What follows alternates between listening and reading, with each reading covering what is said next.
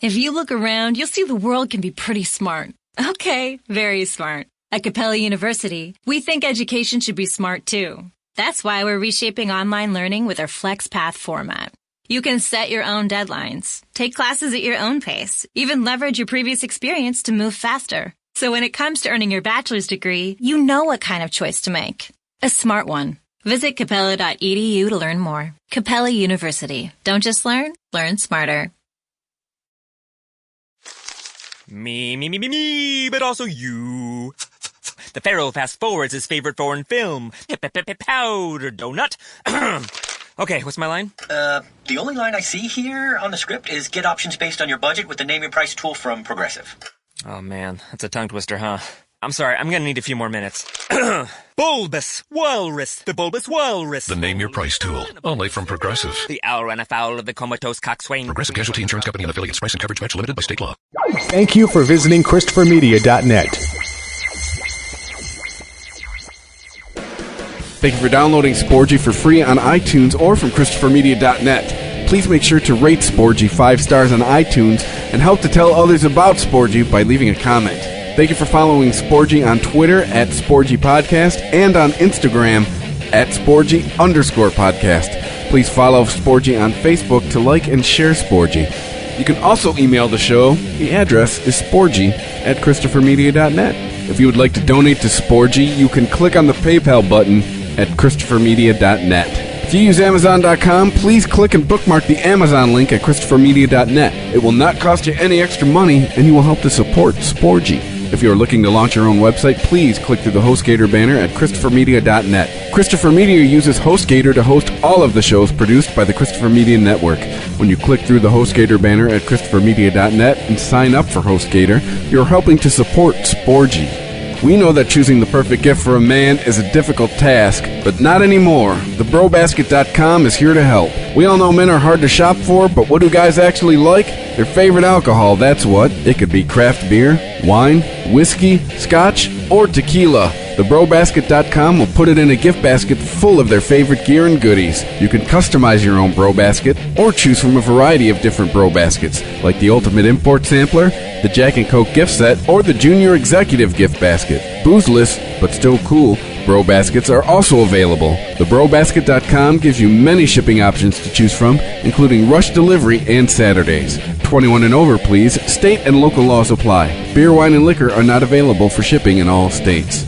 You can help to support Christopher Media by clicking through the BroBasket.com banner at ChristopherMedia.net. Men used to be hard to shop for. TheBroBasket.com. Christopher Media. Let's make some noise. Welcome to Sporgy, the show that gives you half-ass sports fans giving their half-ass opinions.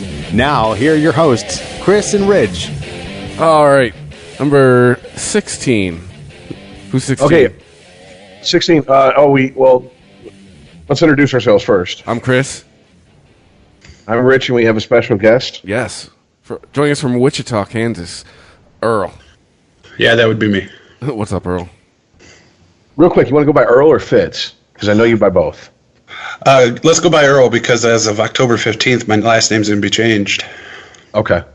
All right. So, numbers. We use what we do is we try to every episode we try to come up with a couple players that had that number. I think since you're the special guest, that number 16. Give me some number 16s, Earl. Joe Montana. Duh. Okay, there's one. I mean, but that's probably the best one. Yeah, and Family Feud, that's top answer. Survey says. Yeah. Oh, come on. Brett Hall? No? Nothing? Are we talking just the NFL? Oh, we're talking every sport. Basketball, hockey, football. If you know NASCAR better than both of us put together, so if you know number 16 in NASCAR, throw his name out. I don't. All right. Well, that went over like a fucking turd in a punch bowl. This is topical. Jose Fernandez was number 16. True statement. He is having his jersey retired by the Marlins. Yeah, and 24 years old, and late night boating expedition. I mean, we're all thinking it, right? He was drunk. Yep. Well, here's the thing, though. According to police so far, there's no signs of alcohol or drugs and they're waiting on toxicology reports. Dude, come on. We were all 24. The age and the time, to me, just says alcohol. It's 3 a.m. He's 24. You're drunk 24 at 3 a.m. On a boat? Yeah. Most of those 360... I'd say that 24 in general. I was. Most of those 365 days, you are 24. Most of those nights at 3 a.m., you're drunk if you're awake. Well, also, apparently, the whole reason he was on the boat at that time was that his girlfriend and him got into an argument, and it ended badly. He was upset and wanted to go blow off steam and was trying to get a couple guys to go with him from the Marlins. So all I'm hearing is more excuses for booze. Continue. No, it's backing up your theory, definitely. And there was actually a couple players who tried to talk him out of going, and one that even had an exchange with him in text that said, hey, man, turn your Find Your iPhone app on in case, you get lost or we need to, something. Just it's too late, it's too dark to be out there, bombing around at 50, 65 miles per hour, whatever top speed was for this boat. And I'm going to go ahead and go under the assumption, even if alcohol wasn't a factor, which, I'll give him the benefit of the doubt until proven wrong, that speed was definitely a factor, I would guess. So. Yeah, because he was not going slow. No. But, yeah, it's not up there with, like, Thurman Munson as far as a player who'd been, in the league as long as Thurman Munson was and established. But still, this was a guy that was up and coming. His stats were fucking ridiculous, and he was going to be a free agent. Yeah, they were saying next season. Yeah, they were saying the money was coming next summer. What do you guys think of the tribute? Honestly, didn't get a chance to watch the tribute. I've just seen interviews, the press conference, and pictures from the tribute. I did see the moment of silence at the Dolphins game, though. Did you hear about what happened at the Marlins game? I heard about the home run. Yeah. Well, yeah. His leadoff home. Do you think the pitcher served that up to him? That's my question. Either that or is, Jose just hanging out playing with the ball? Talk about ghosts at the ballpark. What is this, angels in the outfield? Yeah. You see what I'm saying? I'm asking here. What is it? Well, you're talking to a pretty much an agnostic on my end, so no, I don't think it was an angel in the outfield. Yeah, same here. I'm not going to, if we're going to talk about crazy curses and shit, we'll get to the Cubs later, if we're going to talk about supernatural shit in baseball. No, I don't, served up to him, I believe it might have been. I don't know.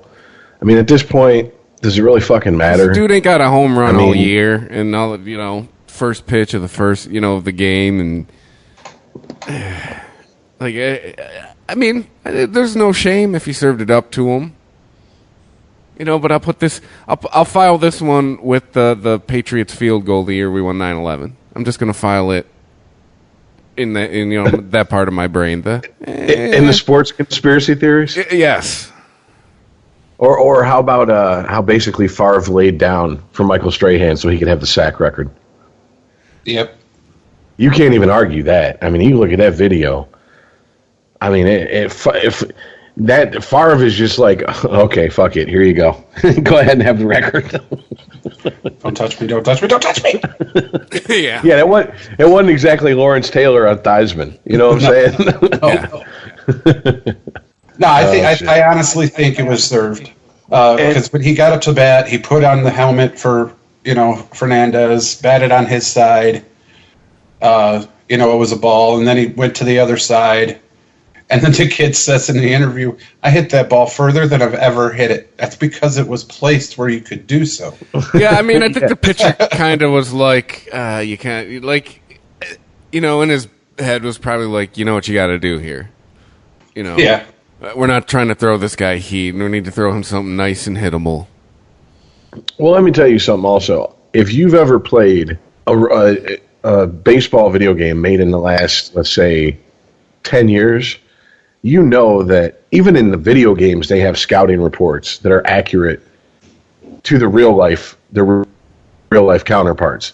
And it's Major League Baseball. They knew where to throw the ball. They knew what ball to throw. They knew what he liked and where his wheelhouse was, basically. And, Let's be honest, it was pretty much a garbage game, wasn't it? It's not like this was deciding a playoff. Yeah, that also I think came into play too. Nobody's October fate was decided on this game. But if it is, I mean, a cynical person could say, well, there you go. There's baseball trying to rope you in with the heartstrings. And if you're a little bit more forgiving, you could say maybe it's just one way of a team putting their hat to the other team going, hey, we understand, because you're with those guys. It's 25 guys on the roster. You're with those guys more than your family during the season. Yeah, it's a brotherhood. I mean, day in, day out, you see each other. It's almost like the military. You show pictures of your girlfriends to each other. You hardly see them, And I think even if he did serve, I don't think there's any shame in it, quite honestly. It wouldn't be the first time during a major league season that someone's been served up a baseball for some reason. That's for damn sure. Yeah. Well, I agree, and we all have to sit here now, and even on the TV, they sit there and they talk about Fernandez and all, and how that home run and all. Let me ask you this question: wouldn't it have been just a little bit more fun to talk about if he beaned the guy instead? That's what Don Drysdale and Bob Gibson would have done back in the day. Like, I don't give a fuck who died. Your mama could have died. You're getting this high heat on the inside. I don't give a fuck. Fuck you and your mama. I'm saying Jack Morris would have beamed him like a motherfucker. Stop switching sides, bitch. Nolan Ryan would have been like, hey, don't make me call fucking Robin Ventura and have him tell you about that ass whooping I put on you. I may be old, but I'll beat your ass like I'm young. Oh, that's such a great brawl. That wasn't even a brawl. That was just a flat out ass whooping, man. That's like that's like the young punk who like takes ecstasy and as a candy kid finally reaches between his fucking legs and his whatever fucking parachute pants or whatever the fuck those big pants were they wore back in the days. Realizes he's got a set of balls and goes up against the old cigar chomping, whiskey drinking Vietnam vet and thinks he's gonna win. Nope. Well, you saying that reminds me of Pedro Martinez. Oh, and Don Zimmer. Get on there, bitch.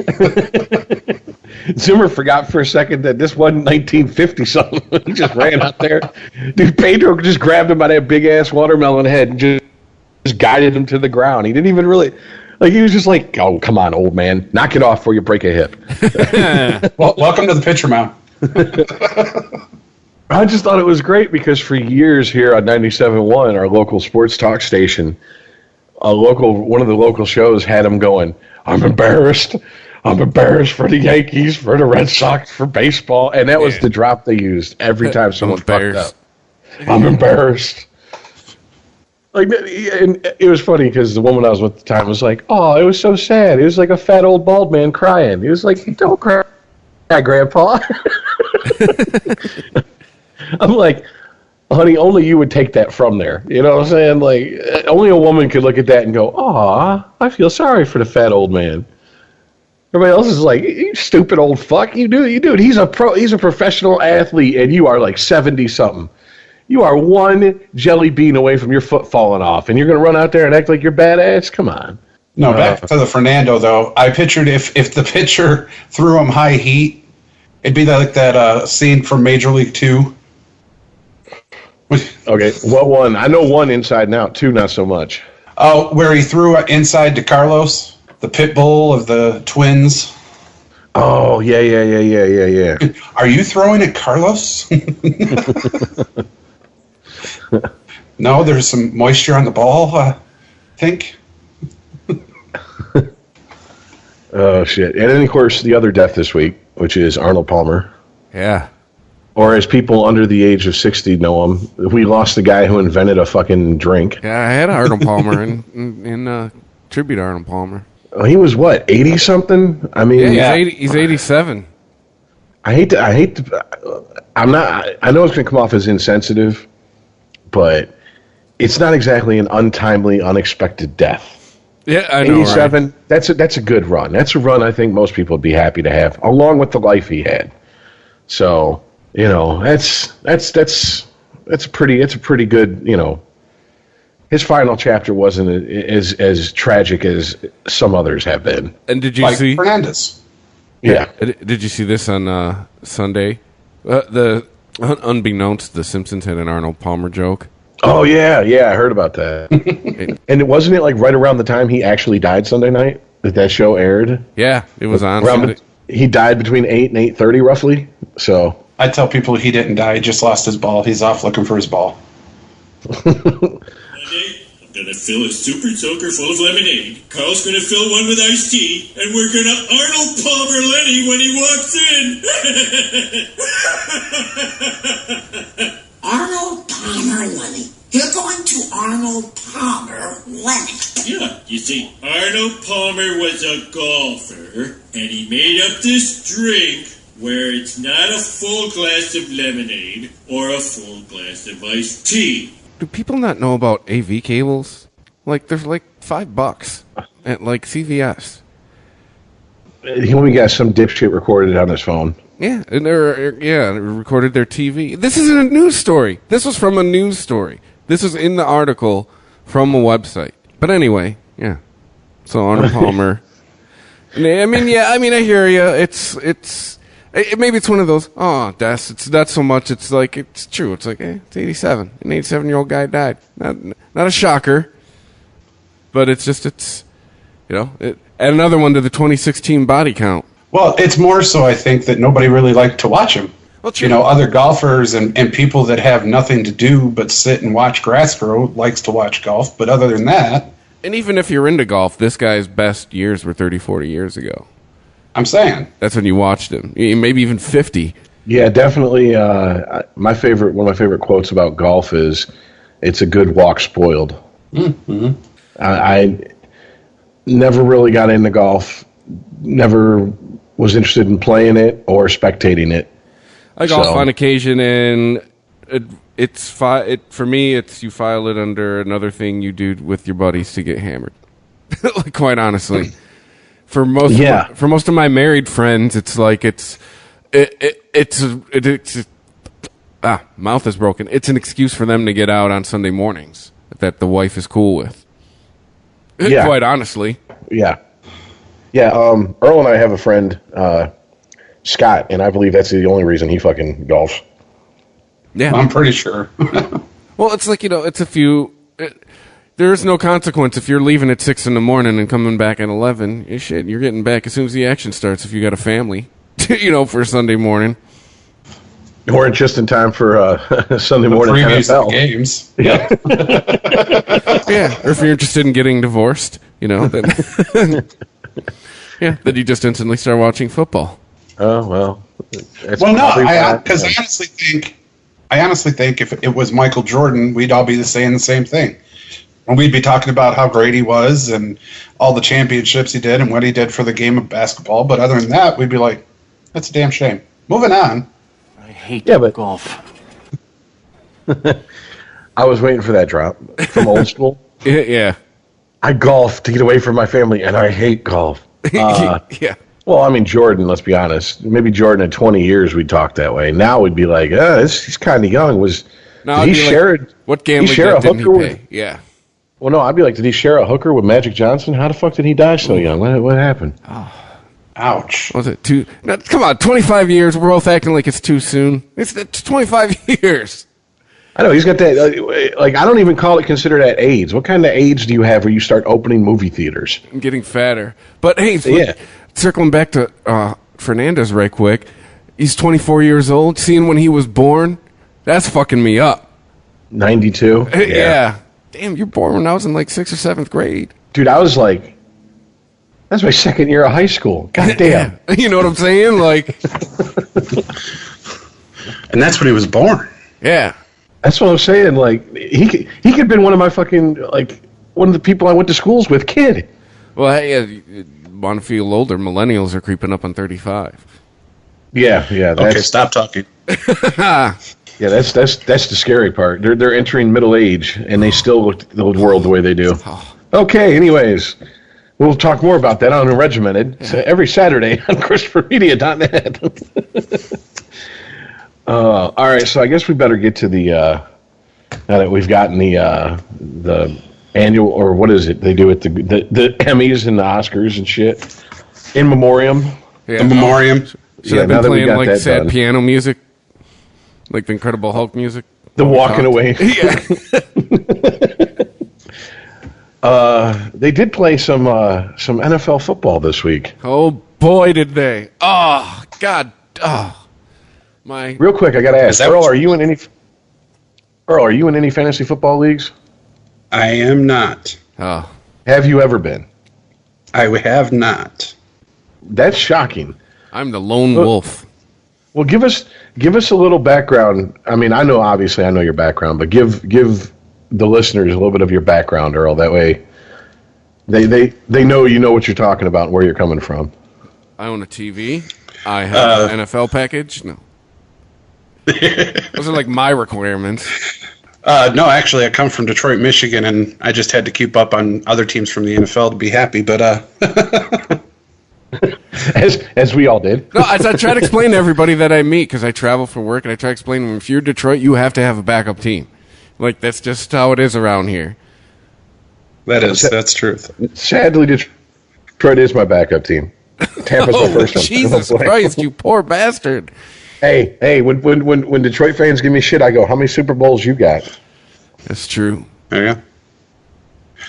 No, I played in high school. Got a scholarship to Florida State. Threw it away because I broke a kid's back. Been following football ever since. Coached a few football teams from high school. Taught them the lessons of the game, not to make it their life. But, yeah. So I know a lot about the football teams. So we have... How the fuck is there no professional football team where you live, in the middle of the country? Is it... There is. Who, the Chiefs? Oh, the Chiefs? Yep. That's it? That's who we got, man. Nothing in... I do have a buddy... Nothing in Oklahoma? You got the Sooners, dude. Well, yeah, but that's... I know that's college. Well, that's... Yeah, but... True, it is kind of professional. I was going to say, yeah. That's like 15 years ago when a buddy of mine's like, hey, LA doesn't have a professional football team. I was like, they have USC. What are you talking about? Dude, how about the Rams are in first place? That I did not see coming, especially after watching Hard Knocks this season. And they have to move in the first place against my Bucks, really? Yeah. Yeah, how about the first round draft pick? Woohoo! Go ahead, Golf. Dude. Number 3. You and now, Earl, did you watch Hard Knocks at all? I did. Did you think they would be in the position they're in week 3? I didn't. Thank you. I'm glad I'm not the only one. Because I was like, oh, these guys are having way too much fun when they're not on the field. They're going to go fucking... If they go 500, they're going to be happy. I mean, Jeff Fisher wouldn't have been, but... You know what I'm saying. But... So what is the biggest shock you're taking away from week 3, guys? The Eagles are 3-0. That's the biggest shock? Seriously? Yes. I thought they were... Then you didn't know much about Carson Wentz. I thought they were going to be a complete shit show. No. How about the New England Patriots? I don't care who you throw at quarterback back there, they're winning. Well, Blunt, when he rushes for almost 300 yards. I don't know, man. Or was that all around yards? I can't remember. I know Bill Belichick is a mastermind of which I have never seen. True statement. So we're back to the system? Is it just the system? Do you think it's the system? Rich and I have had this discussion. Oh, it is definitely the system. It is definitely Bill Belichick. That's it. I don't care who you put on his team, he's going to win. Wow. You went farther than we went. We were like, I'll say Brady's a good quarterback. You put him in Bill Belichick's system, he's the quarterback you got. But you're saying it's just system, period? It is system, period. Is that how Matt Castle won 11-5? It's the system? That guy has made so many leaps and bounds with that program. It's ridiculous. You take away his complete defense, his amazing Patriot defense, Harrison, their linebacker, all of them just gone. You give him Randy Moss, he works him in. You give him, Tom Brady, he makes him an all-star. But you take all of that away, which they have, and the man is still winning. Answer me how that's possible. You take all of his defense off. You take all of his receivers except Gronkowski out. You take the number 1 all-star, oh my God, he's the best thing since sliced bread, Tom Brady. Suspend him for 4 games. They're still winning. Can't argue with it. Yeah, I did notice the rousing round of indifference from Rich and I, because you're speaking truth. I mean, shit. Yeah, dude. I mean, I'd have maybe argued 10 years ago, but think about 10 years ago with the Patriots. So is Brady getting into the Hall of Fame on Belichick's coattails? You think very much so. So do you think he's a Hall of Fame guy without Belichick? No. Wow. Compare him to who would you compare Brady to if he didn't have Belichick? That's a quarterback. Right would you now? Put him in the middle and whatever, just anybody? I mean, would you put him like as a Joey Harrington? Would you put him as a higher or lower? No, higher, because Joey Harrington was stupid. Joey Harrington was a.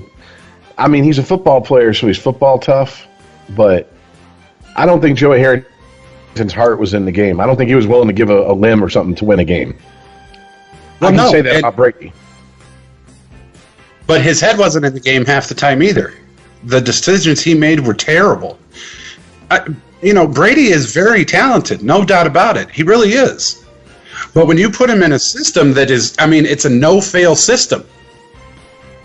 You put him with people like Wes Welker, who you could throw under. You put him with, Gronkowski, who you could throw in the middle of the field.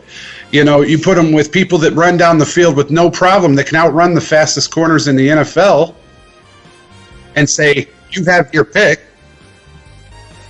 And then you study with Bill Belichick, and you listen to him, and you look at the films with him and everything, and he shows you line for line. Look, this time you're going to throw here. All of a sudden, these defenses are going to go here. Look what they did here. And then you got this guy here. Brady retains that and uses it on the field. Okay, so let's play a little game of what if.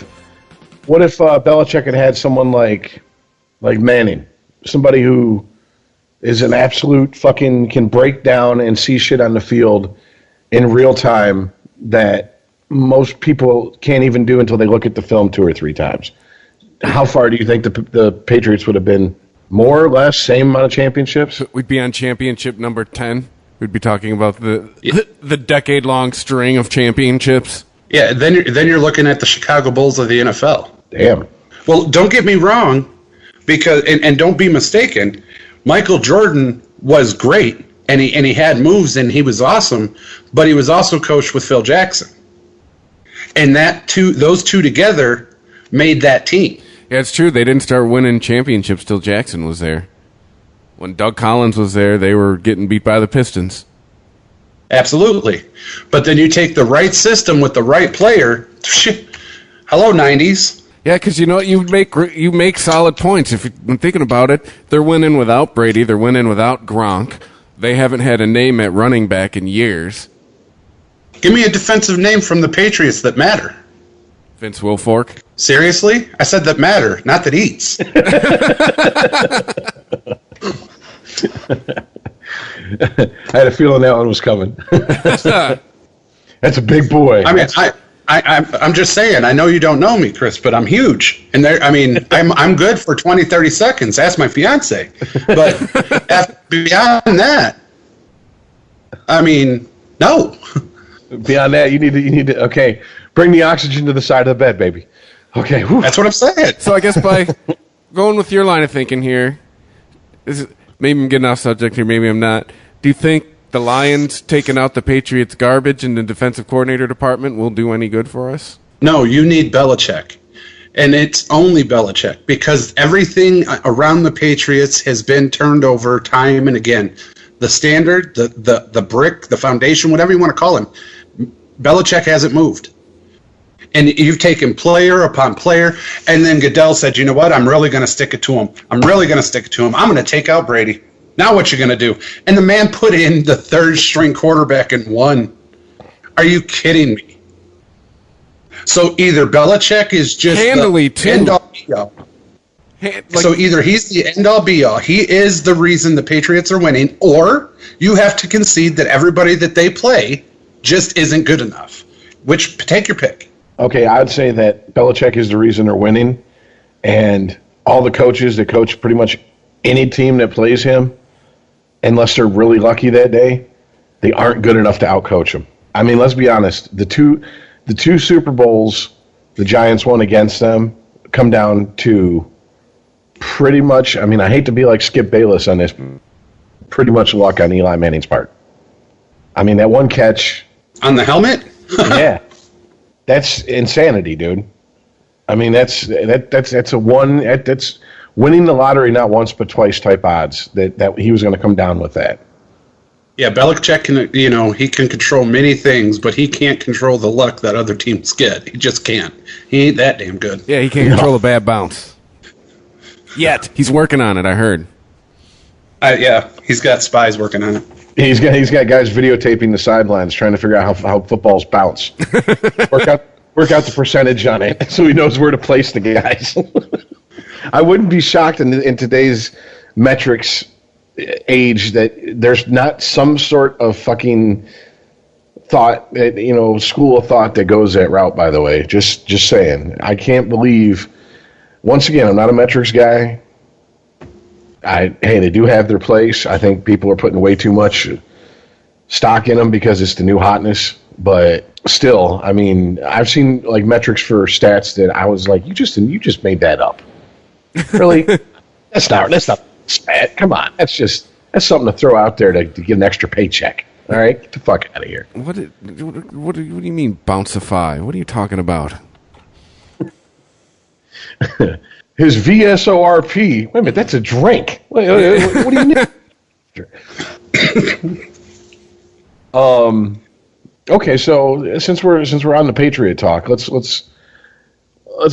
talk about something here that I've heard some rumblings about in the sports world about. Brady says he wants to play until he's 45. Okay, that's nice. Maybe he will, maybe he won't. But let's just fast forward to the day that it's Brady's last season. Does Belichick stay? Does Belichick go with Brady? And if Belichick... Here's the thing I want to ask you. Would it matter? Well, hold on. And when Belichick leaves, is he so much of a control freak? He's already installed an exit plan to turn over reins of that team to someone who he's groomed to basically be him part two. Yeah, because he ain't getting any younger. Yeah, do they ride off into the sunset in each other's arms? I think that's what Rich is asking. No, I don't. I don't think that at all. I think Belichick probably will leave sooner than Brady will. Really? And good on him. Why would Belichick leave earlier than Brady? Why not? What else does he have to prove, man? When he really doesn't team? Want to spend that much. He doesn't want to spend that much time with his wife and kids. Win with another team. Why does he have to win with another team? Don't fix it if it ain't broke. Let's not forget he was the head coach of Cleveland at one point. Why you gotta bring up old shit? I mean, like when I hear people talk about Ditka as this coaching god, I go, yeah, but he won one Super Bowl with Buddy Ryan's defense. And what else did he do? Traded his whole draft away for Ricky Williams.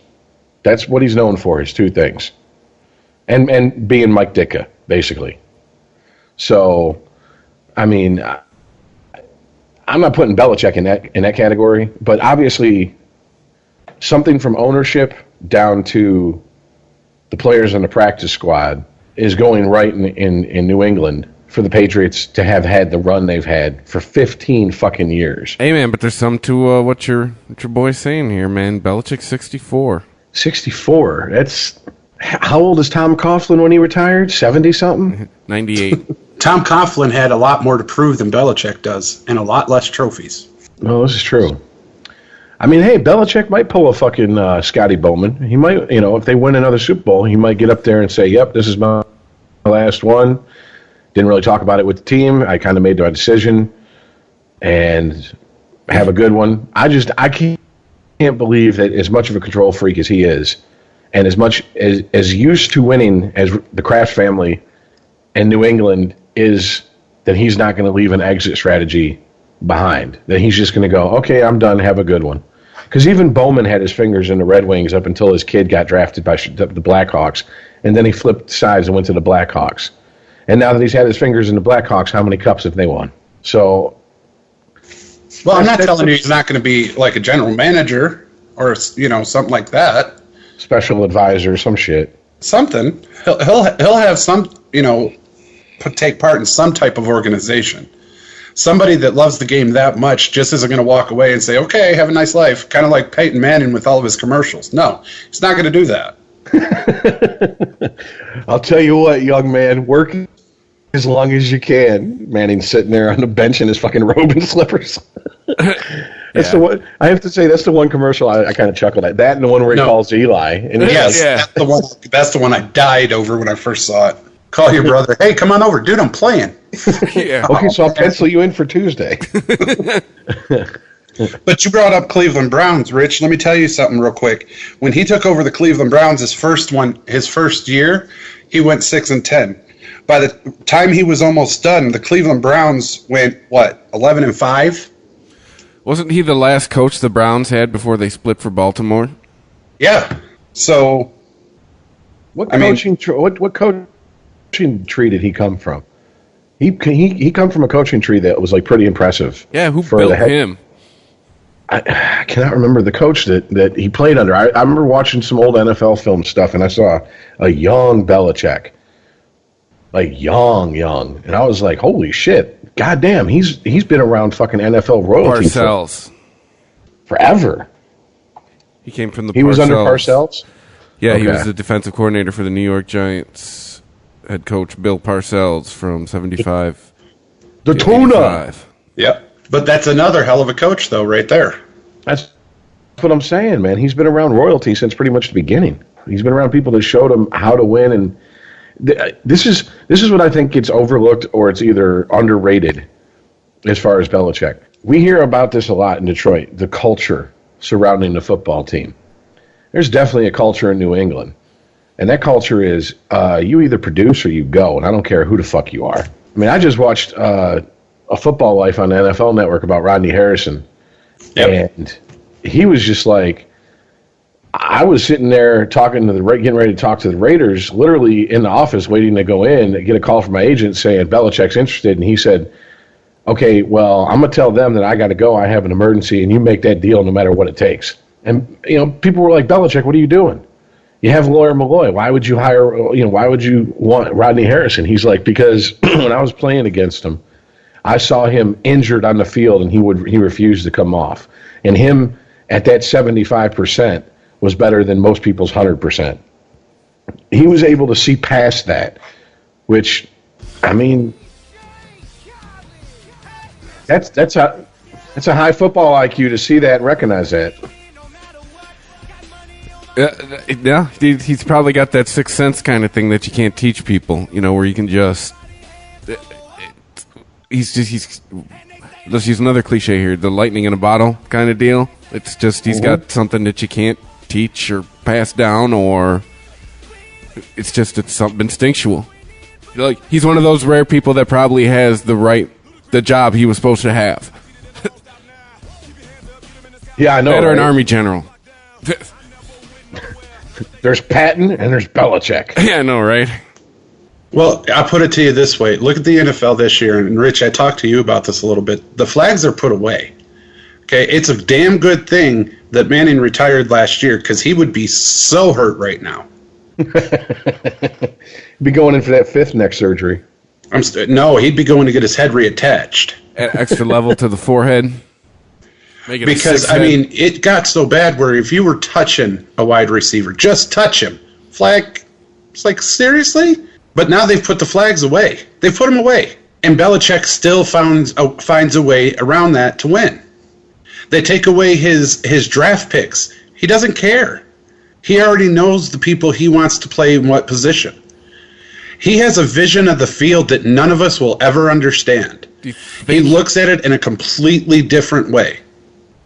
Do you think he refers to himself in the third person? I think he'd be on the phone like, they took away your draft pick. Bill Belichick don't give a fuck. Yeah, I know, right? Start looking like the honey badger and shit. Gronkowski's injured. Bill Belichick don't give two shits. You're the third string quarterback. I don't give a fuck. I'm still going to win, and he does. I'll get caller 20 on the sports talk station right now. He's starting this Sunday. I'll win. Yeah, you all saw that Family Guy where we signed Peter Griffin. That wasn't a joke. I'll sign Peter Griffin. I'll sign a cartoon character and still win. Belichick don't care. Yeah, but I mean, you can't dispute it though. That's the only problem. You really can't. I don't care. No, you can't. What he has, what he's given, what they take away, what they accuse him of, and the thing that I love most about Billy Belichick, the one thing I absolutely love is he doesn't brag about it. That's true. I do like that.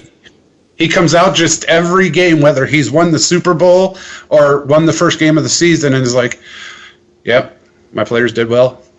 The other team, they were really good." I'm like, show me something that means that you're excited that you won, man. It's that Marshawn Lynch mentality, though. Like, I'm just going to let what you just saw speak for itself. Exactly. Hey, how do you feel about winning the game? That's what we're supposed to do. Yeah. Right? But unlike Marshawn Lynch, I mean, his accolades, Bill Belichick's accolades are... Dude, he has like 3 separate rooms for his accolades. Are you kidding me? If he's married, his wife has regulated all his shit to the basement. Trust me. But he's got the whole basement. Honey, can I go down and look at my trophies? No, we got to go to Bed Bath & Beyond. Okay. So, I mean, we could sit here all day and talk about these NFL teams and what they are and who won and why. But when it comes down to it, the end game is if you're not like Bill Belichick, you ain't won shit. So, in other words, Gatorade needs to revive the early 90s. Instead of I want to be like Mike, I want to be like Bill. Seriously. Get a hoodie. Cut off the sleeves. Yeah. Always look pissed. I got that down. Bill Belichick is a man with a case of resting bitch face. Yes. He always looks like he's ready to punch somebody.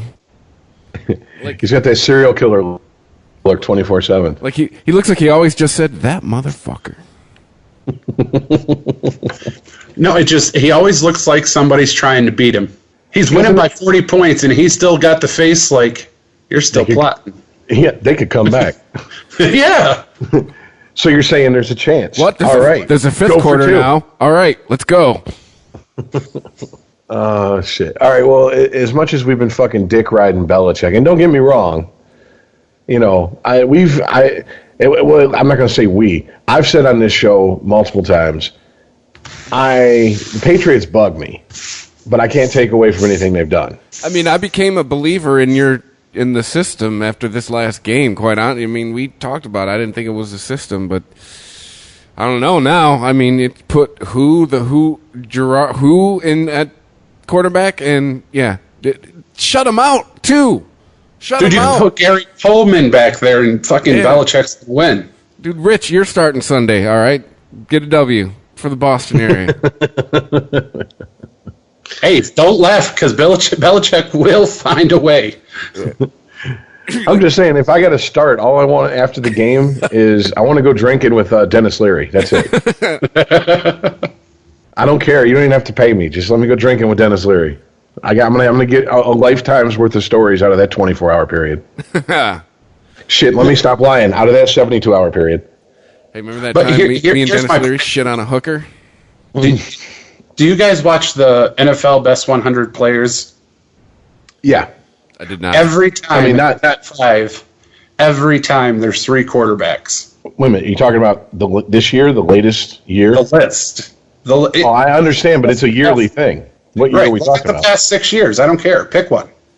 Every time there's 3 quarterbacks in the top 5 of the list. It used to be Brady, Manning, and Breeze. Now it's probably Brady, Rodgers, and Breeze. 2016? No, it's not. This year, let's see, 1, 2. Only 2 of the 5. Only 2 of the top 5 are quarterbacks this year. I just want to see the list next year because, like I've said, they've put the flags away.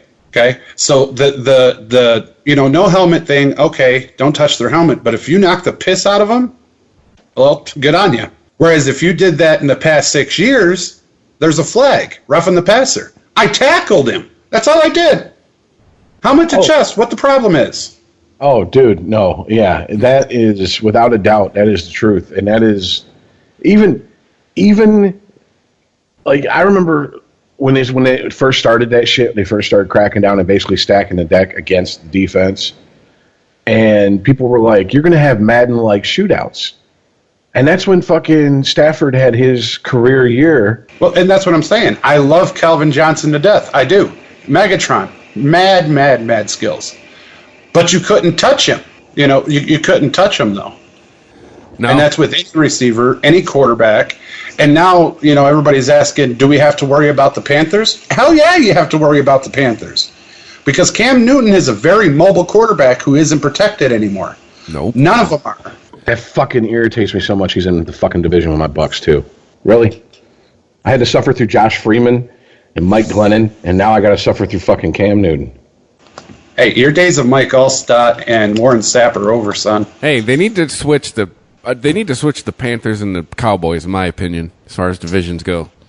But that's just me. Yeah, I love how the Cowboys are in the NFC East. Yeah, they should put if you just look at the divisions, it's clear. You should swap the Panthers and the fucking Cowboys. Yeah, well, okay, let's be honest. You know why that is? Because Jerry Jones said, "I bring how much money to this shield?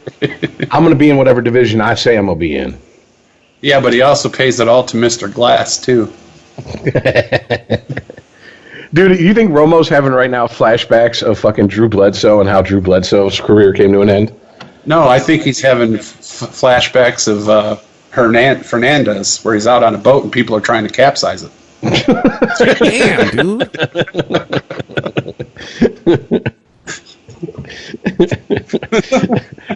That's harsh. Oh, this will be Romo's last year. Maybe in Dallas.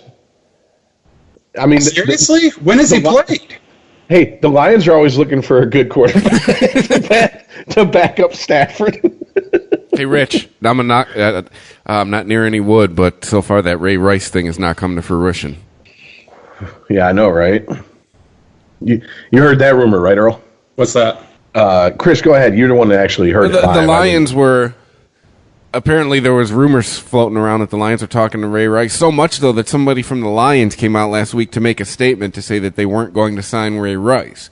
So Rich and I, having been fans of the NFL for years, said, well, they've made a press announcement about it. It's going to happen. It's like anytime a general manager comes out and goes, even though we started off 1-7, our coach's job is safe. We're not looking to replace him. And then a week later, he's fired. Bye, Les Miles. Yeah. Yeah. There you go. There you go. Man, he lost 34 games in his tenure. That was it. I know. It was like 100 and something and 34, and he won a championship. Yeah, dude, it's SEC. It's a different mindset down there, and it's how he lost the game on Saturday. It's how he lost it. That's what cost him his job. Because the center didn't snap it fast enough? Hey, it's just like there's two people that get all the blame and there's two people that get all the glory. The coaches and the quarterbacks. And you couldn't really blame the quarterback on that. And to be honest, I think honestly LSU is buying into that we need to turn over and get a new coach thing that college is starting to do. If you're not Nick Saban, if you're not D'Antonio... You mean Bill Belichick Jr.? As long as he ain't with the Dolphins, yeah. But he came to the NFL and he laid a fucking egg. He did, you're right. On top of that, he blew a chance to get Drew Brees. I mean, he fucking shot himself in the foot on that. Then went, 0-2, and then fucking left in the middle of the season? Oh, you don't want to talk about epic mess-ups this season. Let's talk about Cleveland Brown passing up on Carson Wentz and taking Griffin III. Yeah, I know, right? Absolutely. Yeah, that was just fucking... I still am amused. But Cleveland's like the one city, I'm sure... I mean, they got more Super Bowls than us, or at least sniffed it more, but it's another city that can sympathize with us.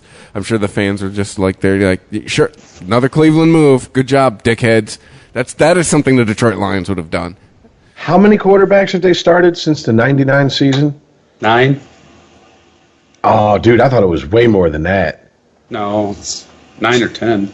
I thought it was in the 20s, bro. I'm talking started. I'm not necessarily saying it was... I mean, just period started. Like, Cleveland, it's got to be up there, dude. It's got to be double digits. Hold on. 24. Thank you. Shit. Yeah. I mean, dude, that is... This is a story from last year, December 2nd, 2015. So they're on 25 with RG3. That. Okay, ladies and gentlemen, if you're a Lions fan, there you go. There's what you point to. I mean, does Josh McCown count since he was number 23? Does he count again? Is number 26? I don't know. It's like that is truly the carousel over down there. You ready? That really is. Tim Couch, 59 starts in 4 years. Ty Detmer, 2 starts. Doug Penderson, 8 starts. Spurgeon Wynn, 1 start. Kelly Holcomb, Jeff Garcia. Stop. Luke McCowan. Oh, give it to me. Where's Charlie? Charlie Fry. Trent Dilfer. Wait, where's their savior from Notre Dame in all this? Brady Quinn. There we go. Ken Dorsey. Bruce Gradkowski. Colt McCoy. Jake Delhomme. Seneca Wallace. Brandon Whedon. Thad Lewis. Jason Campbell. I never understood how that guy had an NFL career. Brian Hoyer. Johnny Football. Connor Shaw, Josh McCown, Austin Davis, then RG3, and back to Josh McCown. Didn't Charlie Batch start for them once? Charlie Bitch? He is not on the list. The only Charlie on this list was Charlie Fry. This starts in 99. Maybe he didn't start, because these are the people who started. Maybe. Maybe Charlie Batch, after he left the Lions, didn't he go to Pittsburgh to back up Roethlisberger for a Super Bowl? Yeah, but I'm pretty sure he got a ring on the bench. He got a ring on the bench. Hey man, that ring will fetch just as much money on eBay. Yeah, I know, right? As if he was a starting long snapper. Come on now. By the way, speaking of, since we mentioned, I mentioned long snappers. Did you hear about the fucking clusterfuck circle jerk that's going on in South Bend, dude? Yep. Notre Dame's head coach got up and said the only person whose job is safe is my long snapper. Everybody else's job up for grabs. Well, no, because they're not having. Did they go 0-4? Aren't they 1-3? I know they were 0-3 going into last week. Did they win? No, they didn't. Oh, no, they're 1-3. They're 1-3. No, okay, yeah, dude, that's oof. You don't. Okay, I got friends that live down there by there. You don't do that if you're the head coach of Notre Dame football. But come on, you got beat by Duke, all right? This ain't basketball, all right? I know, I was going to say. If you get beat by Duke in football, you got some problems. Well, hey. Come on, when in our lifetime have we ever talked about the venerated Duke football program? No, in our lifetime, the last 40 years, it's been Duke basketball. Let me ask you this question. I think Duke's been ranked like once in my almost 4 decades on this planet. Let me ask you this question. Is it a far-fetched thought that Les Miles will end up in Notre Dame? I'll tell you what. I was thinking that, and the only reason I think he would is because you have Jesus and khakis in Ann Arbor right now. If they had anybody but Harbaugh in Ann Arbor, they would fire his ass right now and hire Les Miles in a heartbeat. But since that job is not open until Harbaugh walks, I would think Notre Dame would be a destination spot for him, definitely. We could see Harbaugh and Miles clash in our own backyard. 2 Michigan men. Well, I mean, it'll be what, next season or 2018 season before they start back up the rivalry? Because Notre Dame didn't want to play us anymore for whatever reason. I just don't know if this is prestigious enough for Miles after where he just came from. Oh, no. Notre Dame has a long-standing, beautiful history in football. I know, but they haven't been what they're supposed to have been since I was a little kid, quite honestly. Well, absolutely. Isn't it time to reestablish the football program there? And who better? Whoa. Are we forgetting the mid-2000s with oh, shit. He came from Belichick. His defensive coordinator went to Notre Dame and had a couple good seasons with Brady Quinn. Yeah, but it's couple. It's not like dynasty-type shit. Yeah, but it's not standard. Dude, Alabama is the. It's not like they're going to refer to those couple years like they're going to refer to the low. You know what's coming, and I'll say it before you say it. In a few years, we're going to be referring to remember the days of Mark D'Antonio, fucking. And you're not going to have that kind of reminiscence on that. It's 2 years with Brady Quinn, who bolted and then went on to become nothing. Oh, I'm just saying. I remember when Notre Dame signed with NBC to be there for the exclusive rights to their games. They were big shit. And it was like something like a 25-year contract, if I remember correctly, something ridiculous. And then my former brother-in-law, who was considerably younger than me, was like, why the fuck did they sign that? Who the fuck? Notre Dame doesn't do shit. And I'm like, you have no sense of college football history, do you? I mean, seriously, that'd be like a 17-year-old these days going, who the fuck cares about the Chicago Bulls? When the fuck did they ever do anything? We'd look at him like, are you old enough to be even out of diapers yet? How the fuck do you say that, dude? Seriously. Well, now you're talking. You're talking Lou Holtz era. Well, so you are your results, and Notre Dame ain't been shit for a minute. Like they haven't been relevant for a long time. Yeah, you had a right, but they once were the gold standard, quite literally. Yeah. I mean, that's one of the things that college football that's different about college football than pro football is I think college football, a lot more of their fans will hang their hat on the history of their team, unless you are a Niners, Cowboys, or Steelers fan. And in about 15 years, you can add Patriots fan to that. Those fans hang their fucking hat on their team's history in pro football, but for the most part, that's a college football thing. I mean, at one point, I remember watching documentaries about, like, college football rivalries, and there would be coaches from 40 years ago saying, I could lose every game of the season as long as I beat our rival. I would still have job security. I think Notre Dame and Michigan are going through similar periods right now. No? Well, I mean, I should... Michigan... kills me to say this. Michigan's on the comeback, but Notre Dame not so much. But I just meant as far as their lulls. Overall, Every team has them. Every single team has lulls. And right now, with Nick Saban down in Alabama, they got their standard, and I still want to see Michigan beat a real team this year. But anyway, we'll find out this week. Yeah. Because not for nothing, don't anybody, and I mean this from every fiber of my being, do not dismiss Wisconsin. Michigan State learned that last week. Yeah, that's exactly my point. But I'm just saying that Earl, our picks are coming up in a little bit. Save it for then. Yeah, but I'm just saying that Michigan ain't beat nobody with a parenthesis next to their name this year yet. Like, that's all I'm saying. That's all I got. Okay, that's all I have. Okay, just real quick background. Chris is a Sparty fan. I'm a Michigan fan. I would like to think neither of us have attended. We'll throw that in there as well. Yes.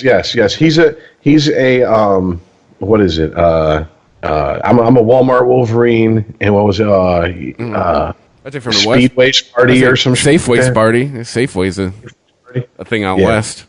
I'd like to think I'm a little bit more realistic of a Michigan fan because I remember my prediction. I will give Rich that. I remember my prediction when Rich Rod took over. People were like, "Oh, I expect him to go 500." I said, "If they win 3 games, I'll be shocked." And what'd they do Rich Rod's first year?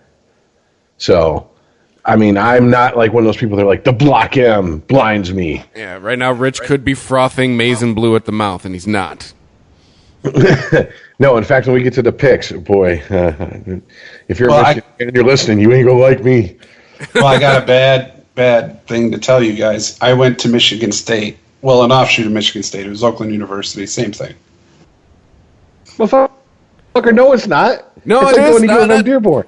No. I had a girlfriend that went there, and I learned because I read the shit on the walls for some reason one day. It started as like Michigan. It started as MSU East. Yep. It was like an eastern campus of MSU. Okay, but they have their own sports teams, the Grizzlies. Oh no, now it's its own university. Correct. But, you know, it's also a dry campus now. So, Earl, congratulations on going when you did. We had fun.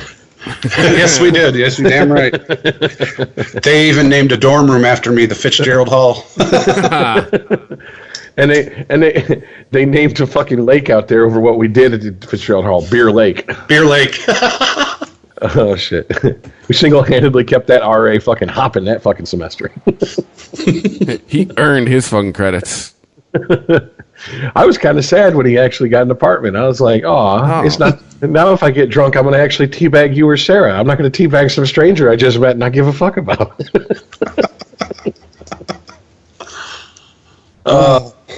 Good times. Anyways, what was the other thing? Oh, the fucking injuries. You were frothing at the mouth about that, Chris. Dude, fucking so many people. Like I said, I've had to redraft people. I've already dropped it. Jesus Christ! Dropped. Wow. That's that Western education talking. I mean, I've had a half a beer, but I didn't think it was that time already. But have another drink and drive home. Yeah. So no, it's fucking. I mean, the obvious Romo. I mean, Rashad Jennings was out. New England, like I said, Edelman's going to play quarterback this week, apparently. Who else went out this week? Somebody else big went out. Well, I mean, Peterson, but that was last week. By the way, I just want to get. I know that we're kind of going back over what we went over last week. I want Earl's opinion on this. Peterson, is this motherfucker's career over with or what? It's really hard to say. It really is. 31 years old, 4.1 yards per carry average down to 1.4 the last two seasons. I mean, hurt your knee and see how bad that affects you. Get suspended for so long and get out of shape. See how bad that affects you. Mm-hmm. You don't know. It's really dependent on him. I think we could all agree that 31 for a running back, someone who every time he touches the ball he has contact. I personally don't think Peterson really had a career. I mean, he did some great things. He had some great rushing totals and all of that, and that's great. But did that, equate to championships? Did that equate to wins, playoff appearances? No. It's just you're looking at a stat sheet going, oh, Adrian, you're great for my fantasy league. That's why I don't play that shit, because it's stupid. Because that doesn't equate to shots fired. I'm saying that doesn't equate to victories. That doesn't equate to championships. Oh great, I'll put your ball up and say that you ran 1,000 yards. Good for you. On my fantasy team. But here's the point, though. He also fumbles a damn lot. Okay, and the other team picks it up and they don't, and they go down and score. Now you're not in the playoffs. Now you don't have a championship. You don't have a ring. So I mean, it goes to that to say, and people are going to tell me, because people have talked to about this, well, then what about Barry Sanders? Barry Sanders had a career because Barry Sanders was the only fucking player on that team that did anything. And he did have playoff appearances. He just got tired of being the beating bag. Okay. Man, Robert Porcher would have something to say about that, because until Megatron, he owned every. We got him on the phone. No, wait, just kidding. Damn near every fucking receiving record for the Lions before fucking Megatron. And it's not like the Lions are an expansion team with a short If you want to go there, I'll tell you about Herman Moore, too. My point being is, if you say that Adrian Peterson had a career, show me where his stats did anything to help his team. True, that Minnesota. You know what? You want to talk about surprises for this year? The Minnesota defense. Where the fuck have they come from? I have no idea. But it's turned into a purple people-eating motherfucker, I'll tell you what. You know what? I retract my statement for surprises 3 weeks in. Minnesota is 3-0 with a busted-ass quarterback, with busted-ass running back. Minnesota's taking a page out of the Denver book, and their defense is just winning them the games. Yeah, former Lion Sean Hill was like, woohoo, and they were like, shut up and sit down. Yeah. Look, the only reason you're starting is because Sam Bradford couldn't get a flight till tomorrow. All right? Right. I was telling Rich, I said the Eagles were like, yeah, we're interested in Sam Bradford. They were like, okay, yeah, we'll trade you a first-round pick. He's on a plane. Stop talking. Yeah. He's already at the airport. He just passed through security. Sign this. No refunds. No takebacks. No, so when it comes to the NFL, guys, and Chris, you're going to learn this. I look at it skeptically because you want to talk about Adrian Peterson, you want to talk about people like Drew Brees and things like that. There's so many things that were different when I loved the game as to now, but all of those things are coming back now. The flags are being put away. Running backs are going to be counted on more than ever now. So, I mean, yeah, Adrian Peterson was a good runner. He can run fast. Woo frickin' who? He has nothing to show for that other than his stat chart. So is his career over? Probably. Because he can't equate it to anything. He'll probably stay, try his damnedest to get to the Super Bowl and win. If he doesn't, he's gone. I don't know, man. You say the running game's coming back. I highly doubt that, dude. They've marginalized the running game in favor of the passing game and high scoring so much. You're right, but that's not phased. Okay, but hold on. But they've almost. There are teams that don't even carry a by trade fullback anymore. They just put a fucking blocking tight end in there when they want to run an I or something, an I formation. I mean, that is. It's a hiccup on the way to high scoring air game. And yeah, that's what your boy Belichick's been doing with Martellus Bennett since Gronk's been out. Martellus Bennett's been blocking more than he's been catching balls. But once again, Belichick has already looked forward in the future, however he fucking does it, and notices that this is going on, has planned for it, and is winning with nobody in the backfield. With nobody in the field, period. I'm serious. He's got no big names. Little known fact is that Bill Belichick was on the phone with Miss Cleo when she died, and she told him what's going to happen the rest of the season. What if he does something crazy like he has the NFL package and he just DVRs every game, and then he just goes home and then just watches every game that happened? Okay, no bullshit. Home. No bullshit. I think this is no bullshit. He watches film of every fucking team on his schedule for the last 2 seasons. I guarantee you, if not the whole, at least highlight reels of the team. And I mean, I guarantee that, dude. I guarantee that. That man is what Jon Gruden wanted to be when Gruden was like, "Well, I show up at the practice field at 4:30 in the morning and blah blah blah blah." Okay, well that's. I sprinkle some of the grass in the field on my granola for breakfast. Yeah, that's nice and all, but you won with Dungy's guys, and then you never won a playoff game the rest of your time in Tampa Bay. And now you're sitting in the booth on Monday night, and people have been begging you to come back to coaching, and you know that you're a better fucking color guy than you ever were a coach, so you keep your fucking one of the 50 most beautiful people ass in that fucking booth where you belong. He ain't leaving that gig. He's getting his dick sucked because he does Monday Night Football. He's getting his dick sucked. He's getting 14, 15 different blowjobs and 14, 15 different chicks every year. Let's just call him what he is. He's the new John Madden. Hey. And Madden, that's not his kids are set up for life. Yeah, exactly. His kids are set up for life. I just said that's what he is. You want a Super Bowl? Go in the booth. What the problem is? Next thing you know, Gruden, 2022. That's what the new game's going to be, EA Sports, bitches. Yeah. Because Madden's going to die eventually. And when he dies, they're going to need to put someone else's name on that game. And with the short attention span kids have these days, they're going to be like, who the fuck is John Madden? Well, I could say in our new super sensitive society, they'll pull his name after the year after he dies, out of respect to his family. Yeah. And being a gamer, I know they'll release the last regular Madden, the Ultimate Edition, the Super Edition, the Collector's Edition. Yeah. Gold Edition, the download-only edition with additional content. Yeah, exactly.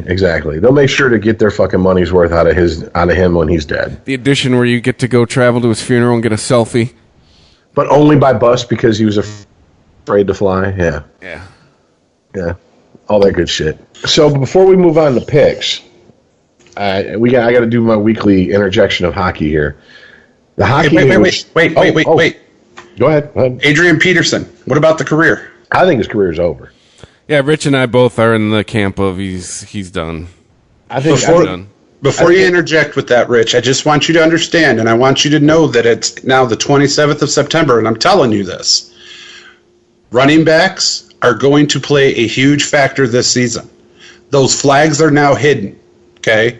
So the Josh Gordons, all the Cruzes, every receiver that's supposed to be awesome, all of the number top 5 quarterbacks in the top 100 players, all of the people that are supposed to be so awesome now have to deal with being actually hit.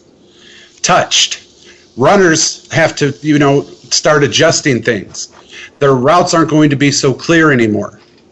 Okay? So they're going to need running backs. They're going to need defenses to come up and stop the run to open up those passing lanes. Yeah, it's going back to the way it was. A play action pass will actually mean something again. Absolutely will. I want you to mark my words today. This season, watch it.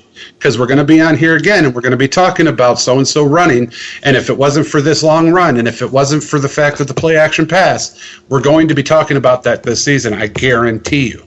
Okay, Charlie Murphy, I wrote it down. Don't worry. This is can hear him hitting the desk.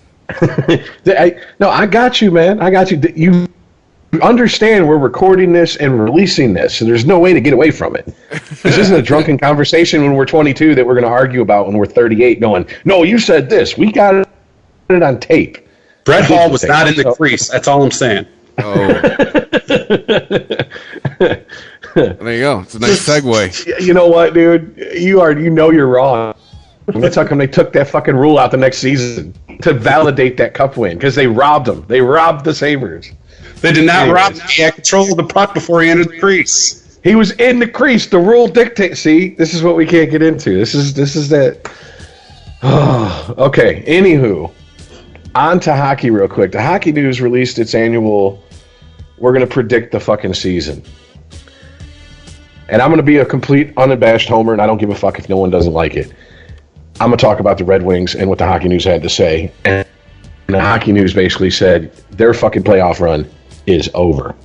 This is the year it ends, and this is the year it ends because the mentality in Detroit is put the veterans out there and keep the young kids down in the minors. Bring them up to replace people who are injured and then send them back down.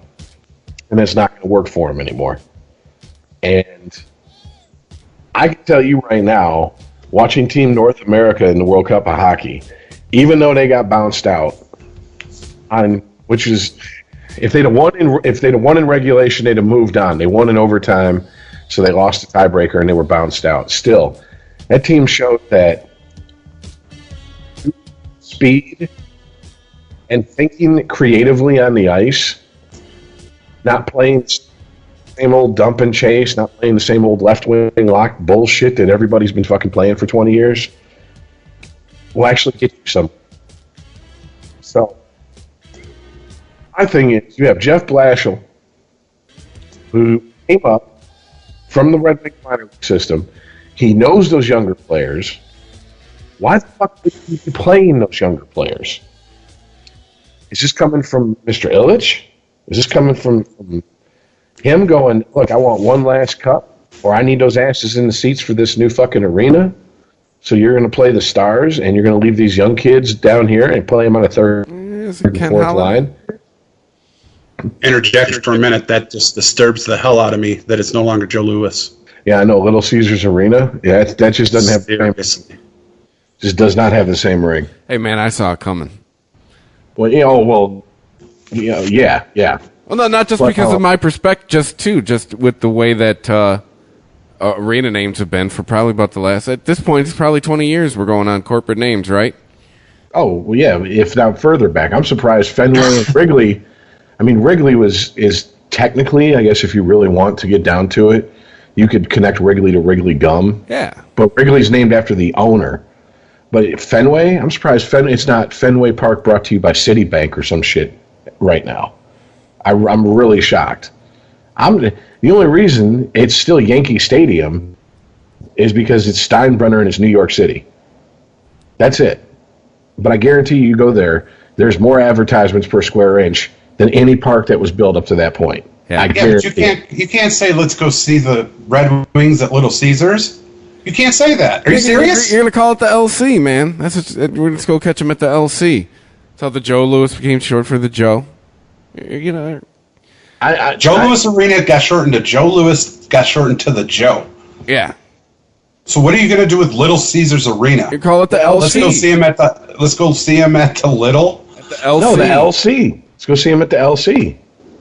No, dude, I'm telling you. I remember when Comerica Park opened, they were trying to push this fucking. We're going to call it Copa, and I'm like, no, I'm not calling where the Tigers play anything that's in the title of a Barry Manilow song. I'm not doing that. I'm not doing that. So, fuck you. Really, and Chris and I have talked about this. If they want huge brownie points with the fans and the hockey world in general, the smartest thing that they could do would be to name the rink the Howe Arena, the Howe Rink, or Gordie Howe Rink at Little Caesars Arena, and give people the opportunity to say, hey, let's go down, and catch a game at the Gordie Howe, or whatever, at the Howe Arena or Howe Rink. Hey, he's getting the bridge. Well, yeah, but all of that's respectful and everything, but I'm telling you, man, there's nothing like saying I'm going to the Joe. No, there's not. It's everybody in the city knows exactly what you're talking about. Just like back before 2000, it was we're going to the corner to catch a game. We knew exactly what corner you were talking about, Michigan and Trumbull. Fuck yeah, you did. Yep. Now we're going to the corner of Brush and what? Yeah. We're going across from the Fox. Are you going to the Ford Theater, or where are you going? I don't know. Or not Ford Theater, Ford Field, or Comerica Park. But anyways, I mean, and this isn't. I guess even though it's the Red Wings sparked this conversation, it's more of just a question.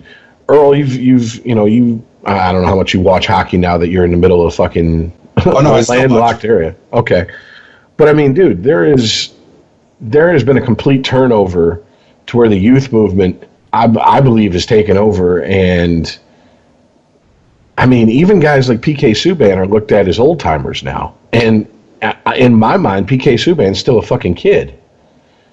Well, you gotta account for the sports world, though, Rich. You really do. Every sport and every team in every sport goes through its lows and its highs. Every single sport, every single team. That's a lot of lows and highs. Okay, baseball did it, basketball did it, boxing did it, football does it. Every team, every sport goes through lows and highs. You have somebody big like the 84 Tigers, the 85 Bears, Jordan's decade of rompage with the Bulls. You have something big that people draw to that sport. Tiger Woods in golf. Everybody has watched golf now because of Tiger Woods. I don't care who you are. Okay, so every sport goes through lows and highs, and every team in that sport goes through lows and highs. Okay, so right now, hockey's not the big up. It's just not. Not a lot of people are like, woohoo hockey. But the people that are woohoo hockey, you get to those teams, and some of those teams are in a lull. The Detroit Red Wings have rode a high for I couldn't tell you how long. You could, but I can't. Into a playoff, into championships. Okay, but they at some point have to ride a low and rebuild. They don't have Yzerman. They don't have the Russian Five. They don't have goalies. They don't have. You could argue that's been the last 10 years. No, you can't, because they've been in the playoffs. Well, here's the thing, though. Here's what I think they don't have that they really are missing, and that is they don't have two players this season. And they haven't had one for a while. They don't have Lindstrom, and now they don't have Datsuk. And you can say what you want, but Datsuk went over there to the Russian league and is setting it on fire. If the shackles are taken off him, he proved that he can still play at the level that he knows that we all know he could play at. So that's telling me something here in the culture of the Detroit Red Wings put shackles on him for whatever reason. And I don't get why. I mean, Detroit in the late 80s and early 90s very much bought into if we don't win the game, we're going to win the fights. And that's when they loaded up and they had Probert and Koser. And they had the fucking, the Bruise brothers. And yes, it started the playoff streak, but it didn't get them over the hump. And that's when Bowman come in and said, okay, we're going to play a different style. okay, we're going to have a guy like Grimson on the bench, but we're only going to put him in when we think it's going to be a fucking bloodbath. And I'm going to put a guy like McCarty in who can actually play, but he's not going to win as many fights. But you see my point, Rich? How far back are you talking, though? But listen to me. That was the change then in hockey. The change now is, look at their overtime. It's 3-on-3. It's open ice. It's speed. That's the change that they're going to. And for whatever reason, especially because I went over this with USA Hockey in the World Cup of Hockey, the USA team picked a bunch of grinders because they were like, we're built to beat Canada in the final, and didn't even make it out of the first round. And that's because they built the team like it was still 1994. If we don't beat you, we're going to beat you.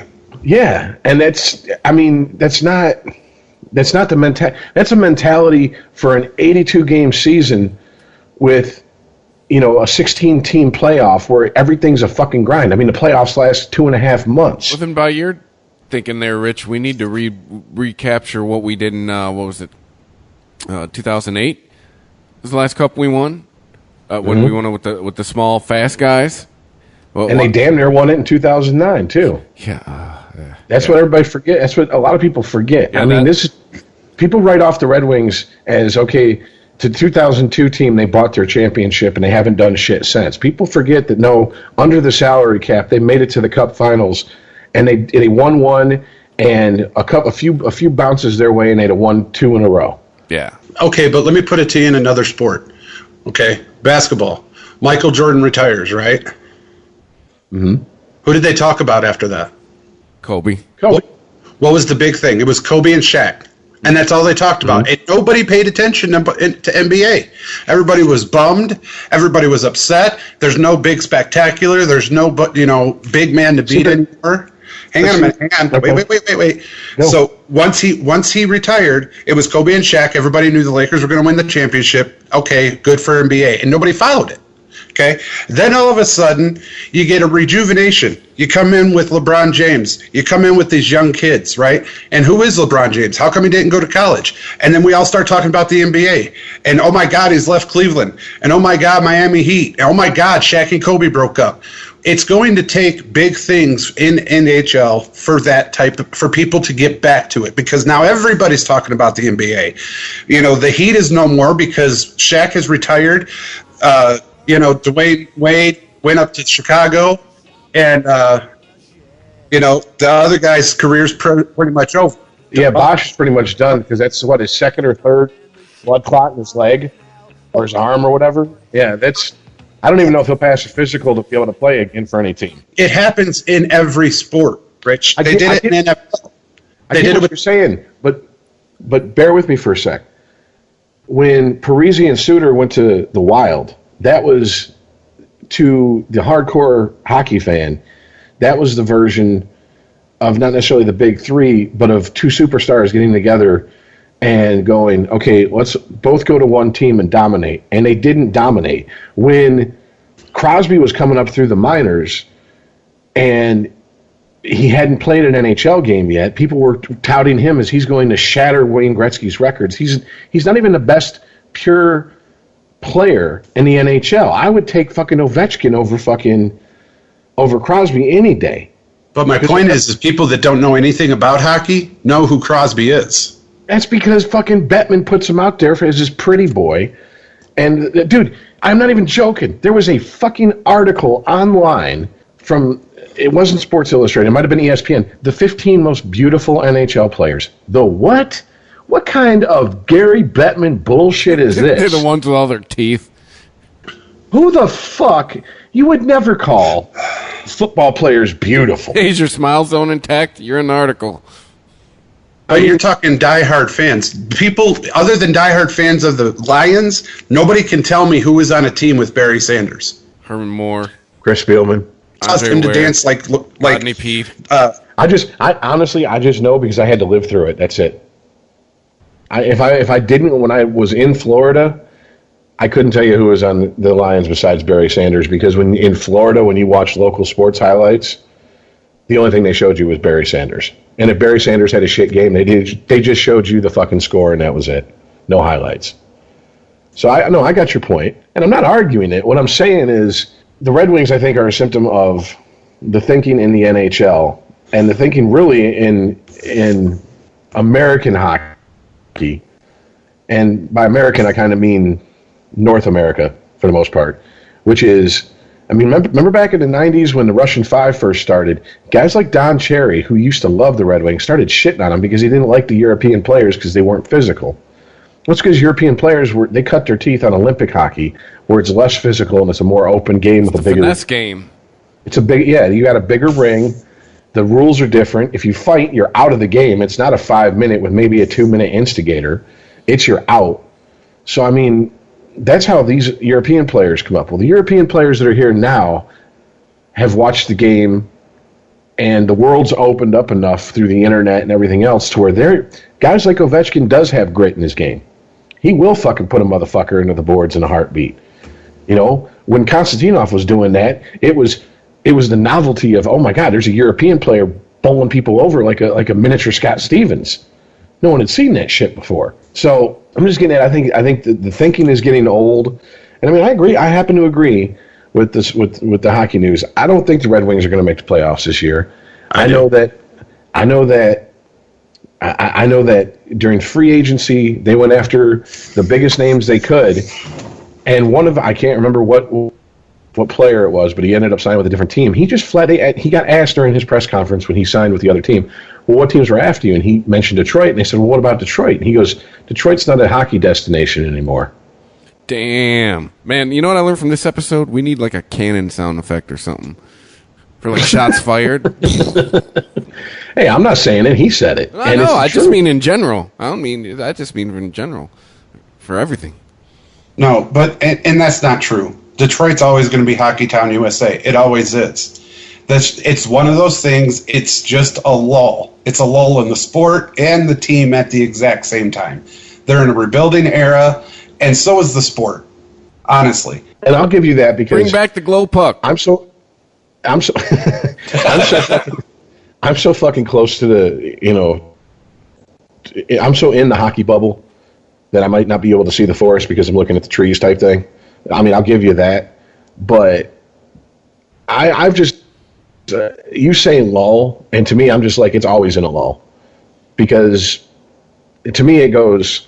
I mean, it goes football, hockey, baseball, and I really haven't given a shit about basketball since Iverson was playing for the 76ers. So that tells you how long I've not given a shit about basketball. Hey, you're old. So we all are. And I mean, NASCAR, not my thing.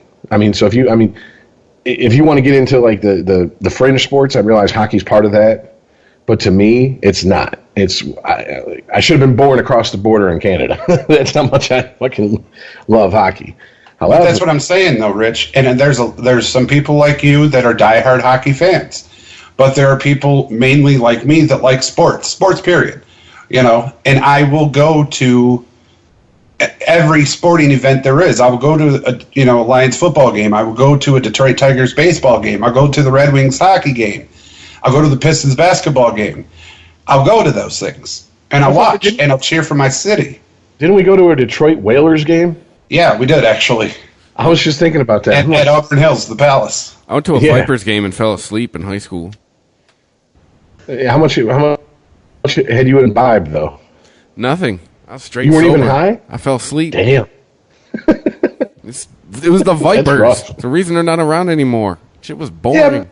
But it's like going to see the Detroit Drive back in the day. Oh, I used to love that. I never made it to a Drive game. The Arena League. Oof. Or the LA Kiss are all the Raven there now. Hey, Johnny Manziel will soon be playing in the arena. Johnny Manziel can't find a football field, let alone play on it. Hey, man, he's going back to college. He's still GPSing it from rehab. Stop. Leave him alone. That motherfucker. He's trying to remember where the campus to Texas is. See what I'm saying? He's been a favorite punching bag of this show. And rightfully so. But seriously, Rich, it's every sport, and we could talk about it for hours and days and weeks. Every sport has a lull. Every team on every sport has a lull. Football will never have a lull, ever. I disagree with that. Football will never have a lull. Football did have a lull. It did. It's too big now. Then it will be the last one it ever had. No, it won't. Football did have a lull. Everybody was into football. Everybody loved the Cowboys. Everybody loved their Lions, loved the Packers, loved everybody. And then they started adding rules and flags everywhere. And people got old and retired, and there was no next up and coming. And then it was just, all right, just go out there and play the best you can without touching anybody. And then for the past 6 years, it was who could throw the farthest and who could run the fastest. Because if you touched them, you were done. And if you got mad that you got called for touching them, you're ejected and suspended and fined. My friend, that's a lull, if I've ever seen one, because I never watched games then. Because I wanted to know who had the meat and potatoes to play. You know, who had the twig and berries to get on the field and play. I didn't want to know who was the best tempered, who could hold it in. I didn't want to know who could play powder puff football the best. I know, because we've kind of touched on this. It's like when something happens with football players off the field acting like football players. And people will, oh, I'm shocked and horrified. Really? These are grown men who, if you stuck a gun to their head and told them, if you lie, I'll kill you and I'll know if you're lying, they want to hurt and impose pain upon that person across from them. That's their job. Okay, I'll give you a huge example. Ndamukong Suh comes into the league, just destroys people. He's on the goal line, and a Packers guy grabs his foot. What does he do? Stomps him. Stomps right in his chest, and people are like, oh, he's so dirty. He's a fucking football player. Let go of the man's foot. No, I agree with you. It's like when people are like, back to 85 when Mike Singletary was back there breaking people's fingers on the ground after they tackled him, and the ref looks at him and goes, well, go get it taped. You shouldn't have called him a nigger. Shut up. Exactly. Exactly. You know, he didn't know where his flag was. But now, you know, and you say, you know, Chris, that there's no lull. My friend, that was a lull. When you can't go out there and compete and be mad and be mean when another grown man hits you, okay, that's a lull. That's the game's basis, is hitting. But Earl, you're talking about a lull for a hardcore old school football fan like yourself. There was no lull. There was no fan, period. Hold on. There was no lull in the checks the NFL was cashing. The NFL was still making money hand over fist and growing every year during that period. I'm not talking about the players. I'm talking about the fan base. Okay. When somebody watches their product that they put out and they go, what in the actual fuck? When there's more hitting and more physicality, no, I'm not making this up, in the lingerie league than there was in the NFL, my friends, that is the very definition of the word lull. Yeah, well, I'm just going to be honest with you, man. If Sue falls out of his uniform, I don't want to see that. And if the chicks in the lingerie league do, well, you know, hey, more power to him. But you know what? Sue would fall out of his uniform because he was drunk. These women were falling out of their uniform because they were hitting women. And I want to see that. We got to stop this women-on-women violence. Women lives matter. But seriously, am I wrong? When Sue came out and kicked people in the nuts and stomped on people's chests and ripped people's helmets off, everybody was like, what a savage. Oh my goodness, he shouldn't be allowed to play. No, that's what the game's supposed to be. Even the old school guys were like, what the fuck are you talking about? That's what the game is. Do you understand what goes on at the bottom of those piles? They're not discussing politics. They're not exchanging fucking muffin recipes. Okay, there's eye gouging, there's finger breaking, if you could stick your thumb or your entire fist up another guy's ass and try to fucking get him off his game, it was going on in that pile. They definitely weren't talking about fantasy football, I can tell you one thing. Yo, dog, I just want to say I respect you. I got you on my team, man, so, you know, I want you to do good, but I didn't play you this week because you still... Run left, I'll go right. Oh, shit. So the picks. All right. So, Rich, we both went 7-9. That's horrible. Not on the same games, but, you know, we still came up with the same record. Brings me to 24-24 on the year. You are 25-23 on the year. You're winning. Barely. But, yeah, I guess all bets are off now, man. I mean, a lot of things are taking shape, and, well, I guess we'll see. I mean, it's week 4. We're already a quarter way through. God damn it. But Thursday night... There's some really good matchups this week, guys. This is going to be hard to call. Yeah. That's... You said it. Thursday night's Dolphin and Bengals. Yeah.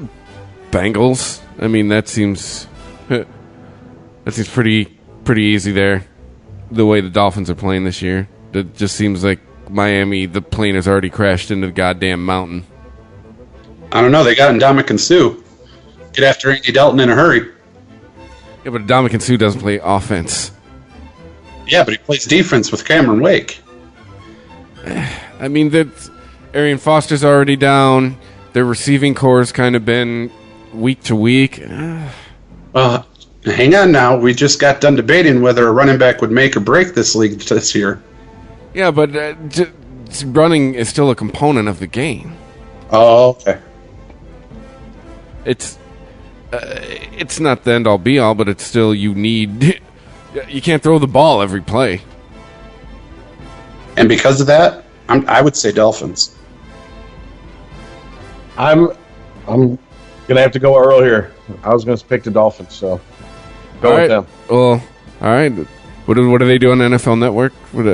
Should I haul now? I'm the lone wolf on this one. I'm going Cincinnati. Well, this is why we wanted a third person, so we can actually, have an odd man out instead of us agreeing on almost every pick. True. All right. Oh, okay. Well, here you go. It's Indianapolis, Jacksonville. See, I don't know. I'm going Colts on that one. Yeah. I just don't see the Jaguars having built a team yet. I can't believe the Colts are playing their best football. That's why I got to pick the Colts. I think the Colts are definitely below their their watermark. Let's put it that way. They're playing under their ability. People would argue with me on that, I'm sure, but that's just how I feel. Jacksonville blows. Going with not as much as they have in the past. But they just haven't found their groove yet. They haven't found their team cohesiveness yet. I also think Andrew Luck is better than Blake Bortles. Like, if I gotta, if I'm picking a pickup, if we're picking on the playground, I got Andrew Luck standing next to Blake Bortles. I'm picking Andrew Luck. Give me the neckbeard Luck. Yeah. Next, Tennessee and Houston. Houston. I don't think so. Going with Tennessee? Mariota's finding his groove, I really think. Okay. I mean, I got to go Houston. I just think DeMarco Murray is going to be running into J.J. Watt all game. I don't think J.J. Watt's what it used to be either. Used to be the motherfucker's not even been in this league for what, 5-6 years? Yeah, but he's had how many injuries? How many braces is this man going to wear onto the field? Dude, sometimes I think that shit is fucking... I think that shit's a little bit of a psych-out game sometimes, dude. I'm not saying in his case, but in some cases... Right, but he's wearing 3 braces, Rich. Okay, and he probably needs 2, but that's... Okay. All right. Cleveland, Washington. Oh, that's it. That one's easy. Okay, Mr. Easy, what is it then? Redskins. You picking the Skins? Oh, yeah. So am I. Over Cleveland. I can't really argue. I'm just trying to create controversy. Well, you could try it all you want. Yeah, RG3 made a bad move, and he's going to pay for it this week. Well, he's on IR. So, yeah. Fucking... I don't know, I just think... Lose by proxy, that's all I'm saying. Cousins versus McCown. And once again, if we're on the playground, Cousins. Cousins? Oh, you mean according to... By default, they go signal caller versus signal caller. And shit matchups. According to Skip Bayless, Eli Manning's nothing but Kirk Cousins with 2 lucky Super Bowl rings, so... Are you picking Washington? What are you picking there, Rich? Oh, yeah, Washington. Sorry, I thought I said so. Yeah. All right. Seattle and the Jets. Oh, my two backups versus each other. Seattle and New York. Seattle. I'm not buying into the Jets hype. I'm just not. You guys show me a little bit more. I'm going to have to go with the Seahawks. I think the Legion of Boom is really what it used to be, but I think it's enough to stop Fitzpatrick. Well, I think Rawls is injured. I think Russell Wilson is injured. I'd go on Jets. Based off a couple injuries? Yeah, they're not where they need to be. Quite honestly, I mean, this isn't the team that went to the Super Bowl a couple of years ago. Yeah, but it's a team that can beat the Jets. I'm telling you. They couldn't beat the Rams. I got to go with the Seahawks. Oh, another divisional matchup. Sexy Rexy and the Buffalo Bills heading to Foxborough. I'm going to tell you right now. That's going to be a hell of a game. It's going to be a low-scoring game.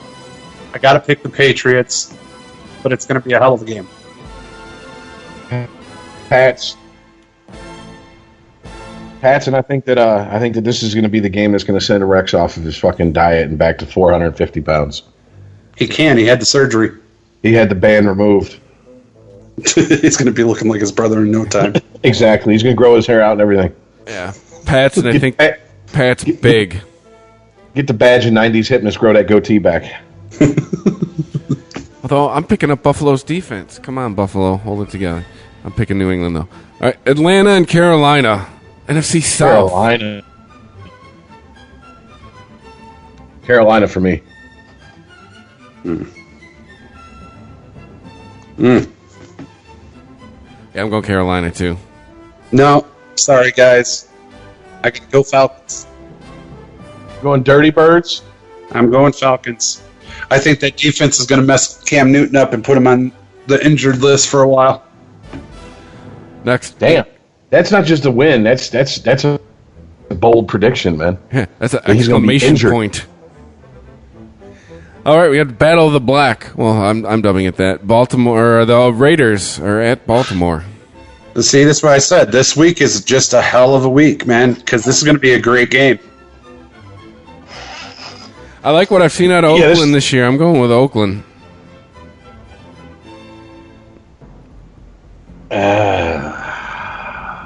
I got to go with the Raiders, too. I couldn't believe how well they're doing. I can't believe how cohesive they become in such a short time. Derek Carr is looking like a real quarterback. That's what I'm trying to tell you, seriously, right now. And I'll be the odd man out. I'm going to go Ravens. I don't know. If a riot breaks out in Baltimore again, I'll take the Ravens. All right, here the home team, Detroit, going to Soldier Field. Always. I am not picking that toilet bowl seat looking logo ever.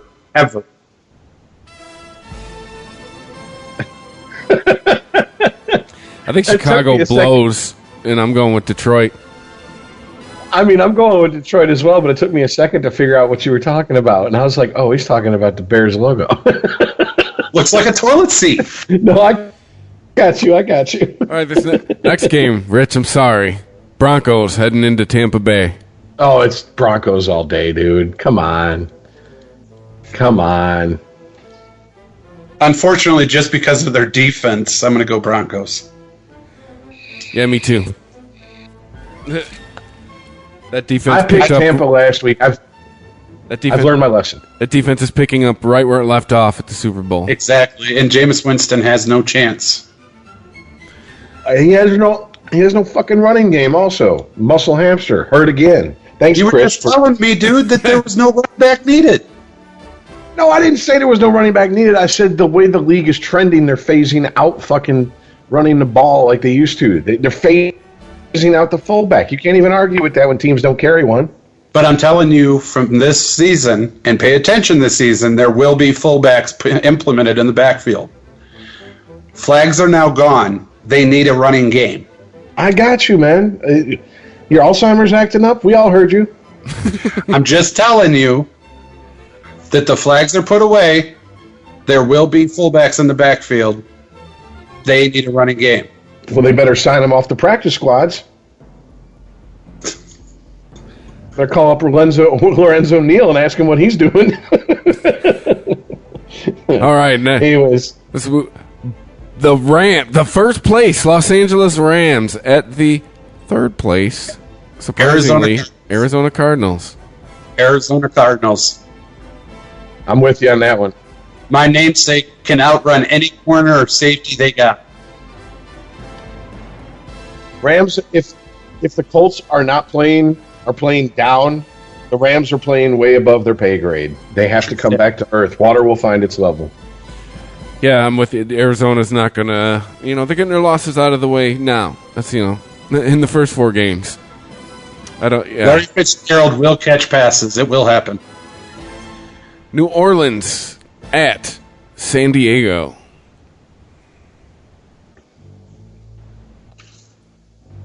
This one. Two quarterbacks who the sun is setting on both of them. Here's the thing. Obviously, I thought the Saints were going to be better than they were this year. Just by virtue of having Breeze, I thought, and Sean Payton as a coach, I thought they'd be 1-2. And I guess I have to fucking close the door on that.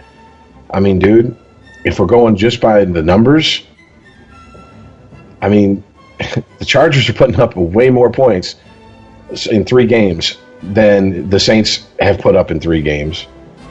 Saints defense is porous at best. I mean, so I'm gonna have to go Chargers on this one. I'm going Chargers too. Teos is hurt. Phillip Rivers is a gunslinger. I'm gonna go Saints. I think Drew Brees is prove, and I think it's exactly what you stated, Rich. And I think they're going to get together this week and prove it. I mean, hey, the way I look at it as a fan, if the Saints suck, it's one less team I got to worry about in the NFC South for my Bucks. But as a football fan, I think it's good when the Saints are doing well. And I can't believe they're sitting at 0-3. I just can't.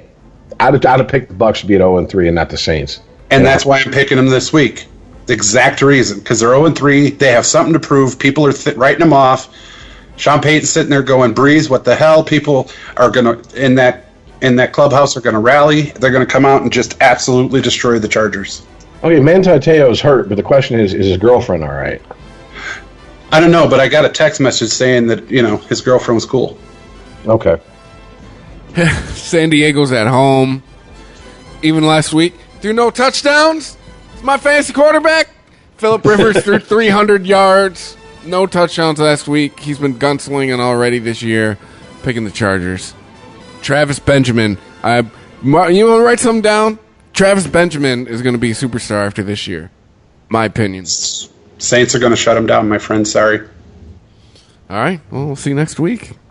All right. Cowboys going up to San Francisco. Cowboys. I can't stand the 49ers anymore. Oh, so you're just basically picking on what teams you don't like? Yes. Oh, how fucking scientific! Yes, I like that. I mean, I'm going with Dallas just because you've seen them on. Just compare the on the field products this year. Dallas, the eyeball test, the good old eyeball test. Yeah, Dak Prescott. Yeah. That, like I said, Tony Romo right now watching NFL films about how Drew Bledsoe got injured and Tom Brady stepped in, and he's going, "Fuck, this is happening to me, isn't it?" I'm going Cowboys too. He's getting Drew Bledsoe jerseys in the mail. Dude, he's been doing that for many, many seasons. Yeah, but this is the first time they've actually had a quarterback worth fucking actually replacing him. I totally agree with you. Definitely a Cowboys. And it's not just a Kaepernick thing. I just don't think the San Francisco 49ers are what they used to be. I mean, that goes back to the same thing. Their defense is decimated. They had such an amazing defense, and it's gone. Their offense was potent, and it's gone. They're rebuilding. Their offense moved to Ann Arbor, Michigan. Anyway, this one, Sunday Night Football. This is easy. Really? Because I say this is a tough one this year. Kansas City and Pittsburgh. Classic AFC matchup. No, this one's easy. Well, go ahead. Okay. Yeah. Mr. Easy. What are you guys picking? What the fuck you want to... I know, look, I know you want a Chiefs jersey, motherfucker. I've seen you in it. I mean, I think Le'Veon Bell's back this game. I'm picking Pittsburgh. Yeah, I got Pittsburgh, too. I got the Chiefs. What? I don't think the steel curtain even began to unwrap. I don't care if Le'Veon Bell's back or not. So I think the Chiefs' defensive line is going to get after Ben Roethlisberger. He's going to make some bad decisions, and it's all over. You got some of the greatest corners in the NFL sitting there waiting for him. Stop it. Lone wolfing it on this one. I will howl like a mug. Are you guys forgetting about their corners? Seriously? No, I'm not. But it's just, I don't know, man. I think Bell's been sitting there chomping at the bit for 4 weeks. He's going up against a defensive line that's bigger than my fucking furniture, dude. You run into Dante, it's over. You're not running anymore. Maybe he'll smoke some crazy super weed before the game, and he can slow time down with his mind. Some fairy dust fly over that thing. That's the only way he's getting further. Our Monday Night Football. Duh. Giants versus Minnesota. Minnesota. Hands down. Yeah. Yep, I got to pick Minnesota. Eli is not Peyton, and he's proven it many times over. Oh, so you kind of agree that he lucked into 2 Super Bowls. Oh, and hurry. We already discussed that with a miracle catch on a helmet. No, I'm just saying, but you didn't really say whether you agreed with it or not. So I do. In a heartbeat, I do. Are you kidding me? All right, mark it on the board. Catch the helmet with super glue? Yeah. I'm about to get beat up because I think that Eli Manning, while he's not Peyton, he's better than Sam Bradford. I mean, and yet, but that defense, I'll tell you, it's going to be close. It's going to be like a field goal. I'm telling you, Purple People Eater's going to eat Manning alive. We will see, because I'm going Giants. That's why we play the game. And you actually get to play now. Yeah. Got some dissension in the ranks. Nice. Well, we will see. Dude, I promise you, watch the entire game. Do not go to the bathroom. Do not get a drink, because you will see Eli Manning look like he was in unnecessary roughness. He's going to hide behind a ref. Goodbye. And blow the whistle. Blow the whistle. Go to a CVS and see if, hey, do you sell, is there like a single-serve adult diaper? No, you have to buy a 4-pack. Okay, he can change after every quarter then. Yeah, one for each quarter. You just let it go. Hey man, look, if it's Monday Night Football is going to be a replay of necessary roughness, then I want Kathy Ireland's fine ass in her prime out there kicking in the lingerie. Okay, that's all I'm saying. So careful, there is a lingerie league. We can get one. No, I know. I'm just saying. If we're going to go with that horrible fucking movie. Hey, when's that draft, by the way? I want to watch that draft on TV. I don't want to watch fucking brothers with their family. She fills out those D cups nicely. So I think she's a first round pick. And how do they dress on draft day? Because think about that shit. In a nightie. Yeah. Dressing to impress on draft day in the lingerie league. See that shit. Put that on TV. Bras with no underwire, so when they jump up and down with excitement, they are really jumping up and down with excitement. Hey, it's 2016. They ain't going to move. Dude, I could see excited black families jump around on Family Feud. I don't need to watch the NFL draft for that shit. Hey, but the good thing is you can't tell if they get a black eye, so. Okay, and that's yeah, exactly. Thank you. All right, so, and as our, well, I would say tradition, but we haven't been doing it long enough for it to be tradition of anything, but we usually pick the, well, we always pick the college football, the 2 local teams here in Michigan. So MSU versus, oh, God, brain fart on my part. Edit that out. Hold on a second. Who are they going up against? Anybody got any idea? Stand by. Indiana. God, that was a fucking decisive loss, though. 30-6. Jesus. You didn't even get a touchdown. Dude, Earl, you were fucking right on. Do not sleep on Wisconsin, man. Jesus, God. Oh, and it wasn't just the Spartans, guys. Did you see them the week before? Yeah. Oh, my goodness, dude. I mean, so we got MSU going against Indiana. What's your picks? Oh, MSU. Same, Chris? I'm trying to... Is Indiana ranked? No. No. Then MSU. Yeah, dude. Once again, MSU plays the disrespect card and wears the chip on their shoulder. Now they really have something to have a chip on their shoulder about. Well, quite honestly, after last week, I don't care if they're playing Alabama. They're going to win this week. Like, I know that's a bold statement and people can hear it. I know the mics are on and this will be released to the internet. Like, I'm aware, but I think after getting caught with your pants down like that last week, they're not losing to anybody this next week. I'm sorry, but I'm just saying, Wisconsin is putting people on notice. Well, no, we're talking about MSU. And they did. They put MSU on notice last week. I'm just saying. All right, so we're all going with MSU. Well, then that leads into the Michigan pick. And once again, I'm not drinking that Kool-Aid that deep. I'm picking Wisconsin.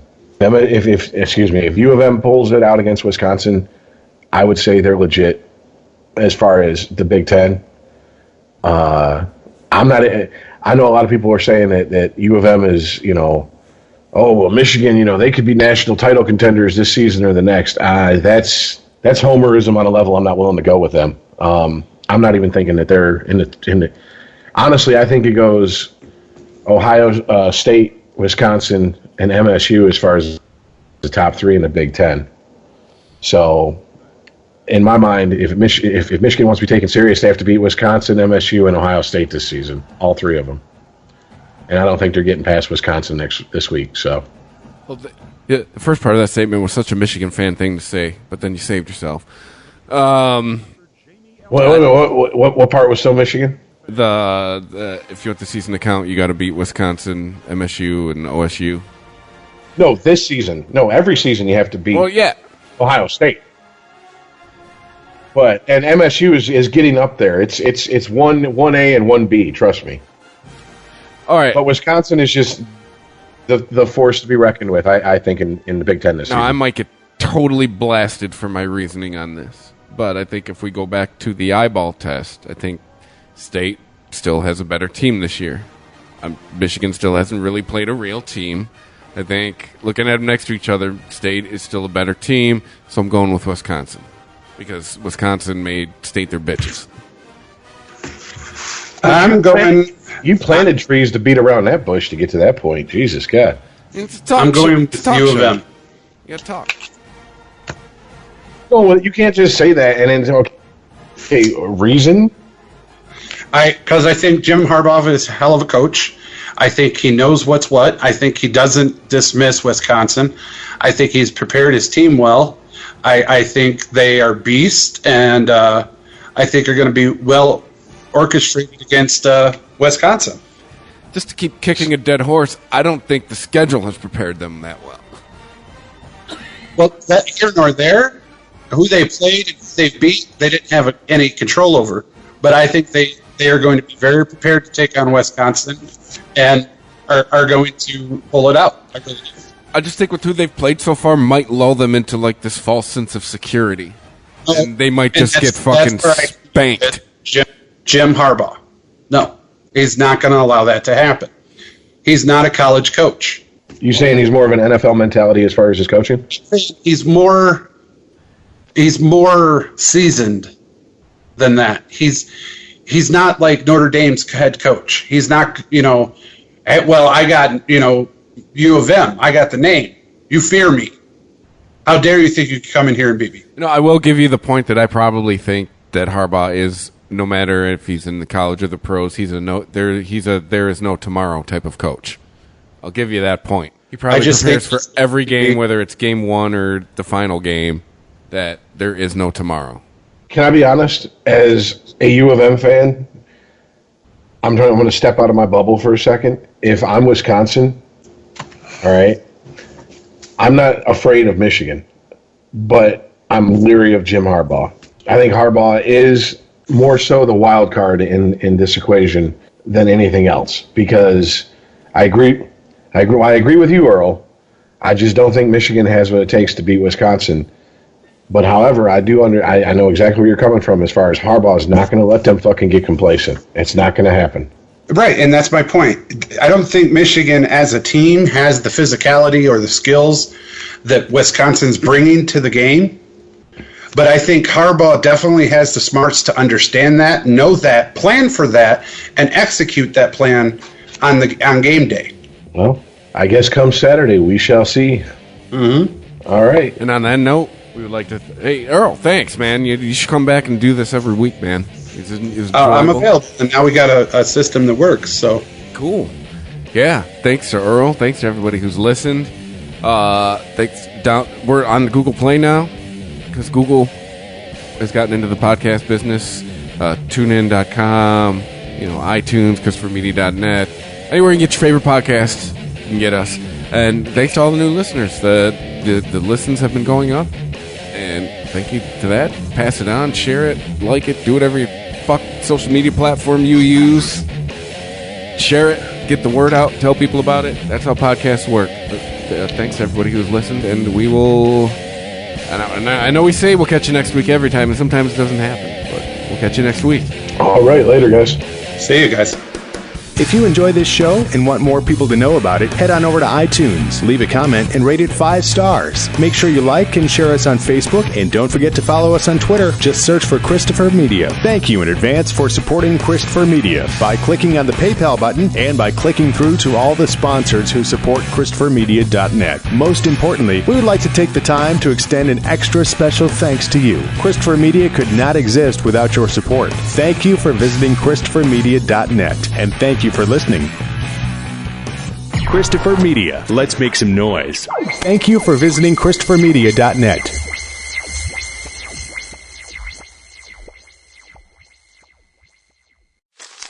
Me, but also you.